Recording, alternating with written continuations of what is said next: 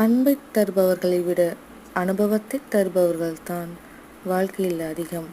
சோகங்களும் வலிகளும் அனைவரது வாழ்விலும் உண்டு. பனிக்கட்டி கரைவதைப் போல் அவற்றை மறந்து வாழ வேண்டுமே தவிர மறைத்து வாழக்கூடாது. அன்று உனக்காக சிரித்தவர்கள் இன்று உனக்காக அழுதால் நீ வாழ்ந்த வாழ்க்கை அர்த்தமானது. அடுத்தவரை ஈர்ப்பதற்காகவும் அடுத்தவர் எண்ணங்களுக்காகவுமே இங்கு பலரின் வாழ்க்கை நகருகிறது. வாழ்க்கையை வாழும்போதே ரசித்து வாழுங்கள். ஏனென்றால் எப்பொழுது எதை இழப்போம் என்பது நமக்கு தெரியாது. வாழ்க்கை என்பது உனக்காக இடத்தை தேடுவதல்ல, உனக்கான உலகத்தை உருவாக்குவது.